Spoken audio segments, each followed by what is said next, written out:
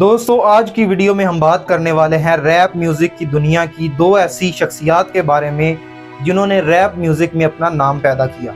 अमरीकी wrapper Tupac Shakoor और शुभदीप सिंह सिद्धू यानी सिद्धू मूसेवाला रैप म्यूज़िक की दुनिया की दो ऐसी शख्सियात हैं जिनकी ज़िंदगी हैरानकुन तौर पर मेल खाती है। तो आइए एक नज़र डालते हैं इनकी ज़िंदगी के नशेब व फराज पर। मैं हूं आबिद हुसैन और आप देख रहे हैं मेरा YouTube channel historical horizon.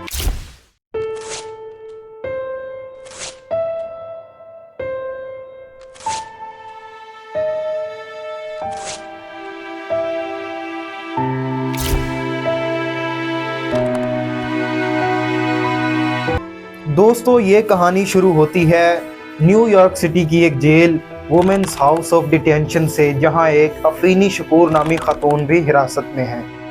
अफीनी Shakoor को अप्रैल 1969 में पुलिस स्टेशनों और दीगर अवामी जगहों पर बम धमाके करने की साजिश के मुकदमात में अरेस्ट किया गया। ये खातून ब्लैक पैंथर पार्टी की रुकन थी। ब्लैक पैंथर पार्टी एक सियासी तंजीम थी जो ब्लैक कम्युनिटी को हुकूक दिलाने के लिए सरगर्म अमल रही। 1971 में अफीनी शकूर 8 माह की जेल काटने के बाद रिहा होती हैं और वो एक बेटे को जन्म देती हैं जिसका नाम लसाने पैरिश क्रूक्स रखा जाता है। इसके बाद अफीनी शकूर अपने बेटे लसाने के साथ सैन फ्रांसिस्को बे एरिया मुंतकिल हो जाते हैं। यहाँ आने के बाद लसाने का नाम बदल कर टूपाक अमारू रख दिया जाता है। ये नाम इनका तहजीब के आखिरी हुक्मरान के नाम से मंसूब था जिसे 1781 में हिस्पानवी हुकूमत के खिलाफ नाकाम बगावत के बाद फांसी दे दी गई थी। टूपाक के बाप का नाम विलियम बिली गारलैंड था और वो भी ब्लैक पैंथर पार्टी के रुकन थे। टूपाक के ख़ानदान के मुतअद्दिद अफराद जो ब्लैक लिबरेशन आर्मी में शामिल थे संगीन जराइम के मुर्तकिब होते हैं और इन्हें भी गिरफ्तार किया जाता है। टूपाक ने 8वीं जमात में रोलैंड पार्क मिडिल स्कूल और 9वीं जमात में Paul Lawrence dumber high school में तालीम हासिल की। 10वीं जमात में वो Baltimore school for the arts में मुंतकिल हो गया जहां उसने अदाकारी, शायरी और जैज़ म्यूज़िक की तालीम हासिल की। बाल्टीमोर स्कूल में उसने एक अदाकारा जाडा पिंकेट से दोस्ती की।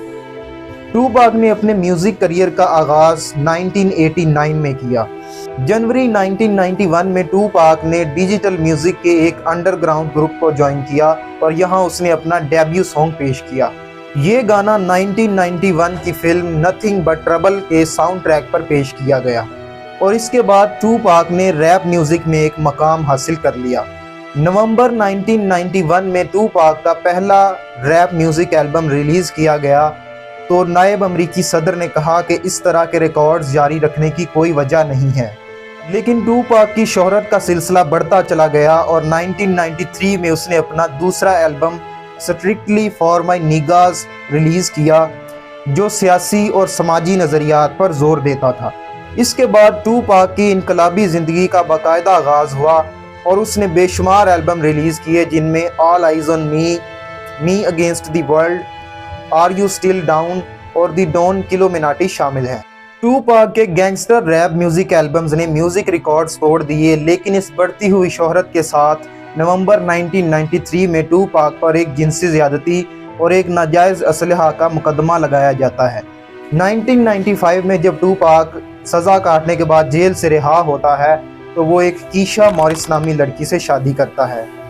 1990 की दहाई में टूपाक ने 6 फिल्मों में काम किया जिनमें पोएटिक जस्टिस, गैंग रिलेटेड और ग्रिडलॉक शामिल हैं।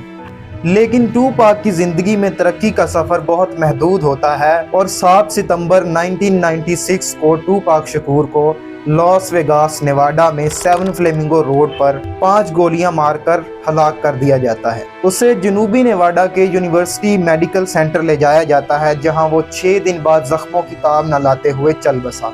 टूपाक शकूर अब तक के सबसे बड़े और मुतनाज़ फनकारों में से एक हैं जिन्होंने महज 25 साल की उम्र में अपनी अलमनाक मौत के बाद जदीद तारीख की सबसे पेचीदा और पुरकशिश शख्सियात में शामिल हुए। टूपाक शकूर को दुनिया भर में लोग लेजेंड मानते हैं और उनके म्यूजिक एल्बम्स आज भी सरे फहरिस्त हैं।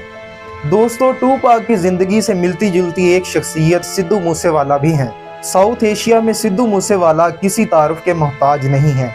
तो आइए एक नज़र डालते हैं सिद्धू मूसेवाला की ज़िंदगी पर।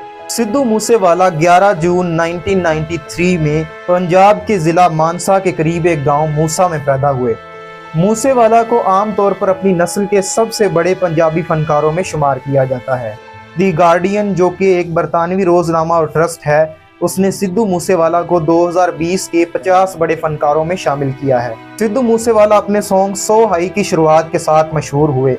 वो वायरलेस फेस्टिवल में परफॉर्म करने वाले पहले हिंदुस्तानी और पंजाबी फनकार हैं। सिद्धू मूसेवाला ने ब्रिट एशिया टीवी अवार्ड में 4 अवार्ड जीते।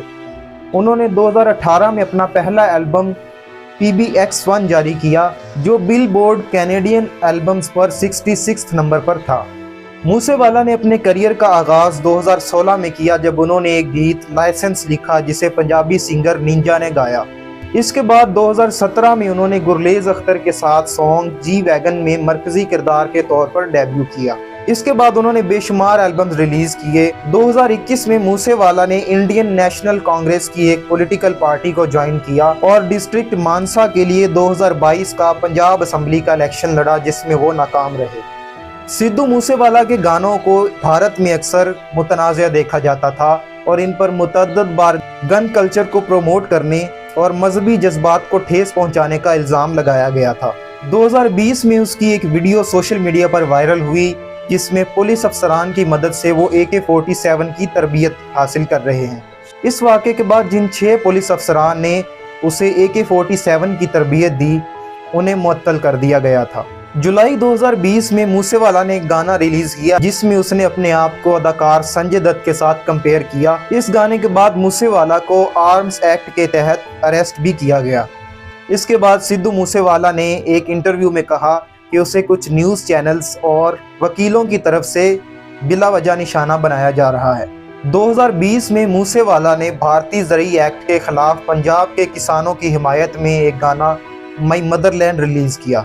सिद्धू मूसेवाला ने 4 फिल्मों, जो कि तेरी मेरी जोड़ी, मूसा जट, यस आई एम स्टूडेंट और जट्टां दा मुंडा गाउन लग्या में काम किया। मूसेवाला के गाने इंडिया और पाकिस्तान में बहुत ज़्यादा सुने जाते हैं और इनके लाखों फैंस हैं, लेकिन टूपाक शकूर की तरह मूसेवाला की तरक्की का सफ़र भी शायद महदूद होता है। मूसेवाला को 29 मई 2022 को मानसा के एक गाँव जवाहर के में नामालूम हमलावरों ने गोलियां मार दी।